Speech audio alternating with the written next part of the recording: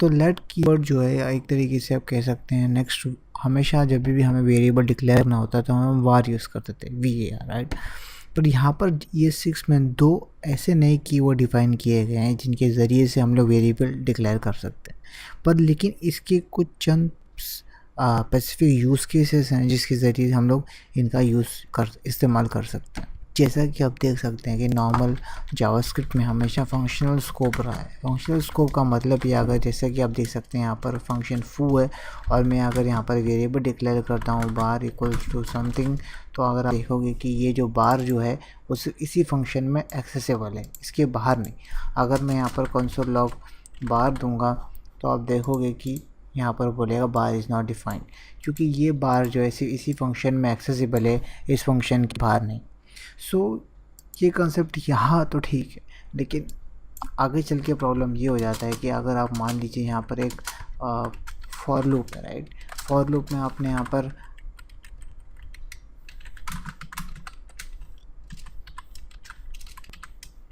I plus plus console log i, तो अगर यहाँ पर मैं कंसोल लॉग आई दे के यहाँ पर मैं रन करूँगा तो कंसोल लॉग आई मैं यहाँ पर फंक्शन को कॉल करता हूँ और मैं इसे थोड़ा नंबर कम करके 10 कर देता हूँ और इसे अभी इधर रन करता हूँ।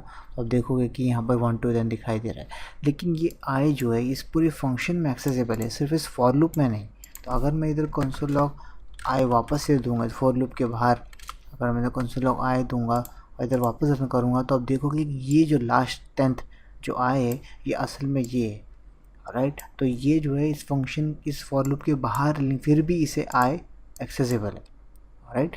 सो ये नहीं होना चाहिए, राइट, क्योंकि यहाँ पर हम फॉर लूप वेरिएबल इसलिए डिक्लेयर करते हैं क्योंकि हम लोग एज्यूम करते हैं कि सिर्फ इस फॉर लूप के अंदर ही वो आया होगा, पर लेकिन इसके बाहर भी यहाँ पर वो एक्सेसिबल होता है।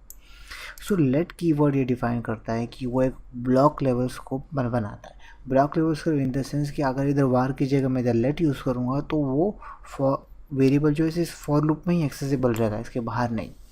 तो जैसा कि आप देख सकते हैं कि वो ES6 है, ES6 इन द सेंस कि वो अभी करंट ब्राउज़र्स में सपोर्टेड नहीं है, तो उसके लिए हम लोग को एक ट्रांसपाइलर यूज़ करना होगा जो ES6 को ES5 में कन्वर्ट करेगा और फिर हम उसे रन कर पाएंगे। पर यहाँ JSB ने काफ़ी इजी फीचर है, वो ये है कि आप यहाँ पर देख सकते हैं जावास्क्रिप्ट लिखा है, उस पर क्लिक करके आप यहाँ पर सेलेक्ट कीजिए ES6/Babel। तो जैसे आप क्लिक करोगे तो अब यहाँ पर आप ES6 के फीचर्स यूज़ कर सकते हैं। तो यहाँ पर अगर इधर फॉर लूप की जगह इधर वार की जगह अगर मैं इधर लेट कीवर्ड यूज़ करूँगा, राइट, और अब रन करूँगा तो अब देखोगे कि 0 to 9 तो इधर दिखाई दे रहा है, लेकिन 10 हमें इधर दिखाई नहीं दे रहा है। उसके बजाय हमें दिख रहा है कि रेफरेंस सेंटर दिखाई दे रहा है आई इज़ नॉट डिफाइंड।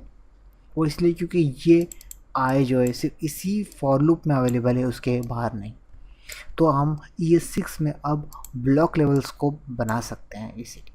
दूसरा एक इशू आपने हमेशा फेस किया होगा वो है क्लोजर के ज़रिए आप देख सकते हैं कि कुछ इश्यूज हो जाते थे अगर हम लोग, जैसे कि इस फॉर लूप में अगर मैं यहाँ पर एक वेरिएबल डिक्लेयर करता हूँ फंक, और ये एक एरे है और यहाँ पर जो है यहाँ पर फंक डॉट पुश, और इस पुश में फंक्शन डालता हूँ और फंक्शन में लेगा कंसोल लॉग आई, राइट। तो यहाँ पर हम लोग पुश कर रहे हैं इस फंक्शन में हर एक फंक्शन को जो है विद वैल्यू ऑफ आई यहाँ पर पुश कर रहे हैं। तो अगर उसके बाद मैं यहाँ पर माई फंक को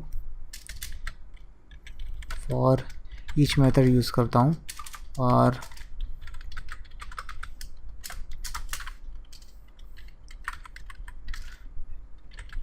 एक वाइल को मैं यहाँ पर रन करता हूँ,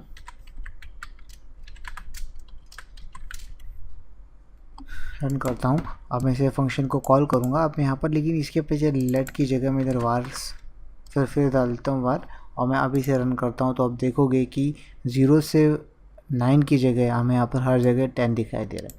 वो इसलिए क्योंकि क्लोजर का इशू यहाँ पर हो जाता है। तो ये एक ही वेरिएबल है जिसे इधर 10 अलग अलग फंक्शन इधर उसे डिटेक्ट कर रहे हैं, राइट। तो यहाँ पर ये इशू को सॉल्व करने के लिए हमें ये लेट कीवर्ड था वो सेम यहाँ पर इस्तेमाल होगा। अगर मैं इधर क्लियर करके रन करूँगा तो आप देखोगे 0 1 2 9 यहाँ पर डिफाइन करा है, क्योंकि वो हर एक बार एक नया आई वेरिएबल इस फंक्शन को दे रहा है और तो इसलिए यहाँ पर हमें अलग अलग वेरिएबल दिखाई दे रहे हैं। तो ये लेट कीवर्ड का खासियत है कि हमें से ब्लॉक लेवल स्कोप मिलता है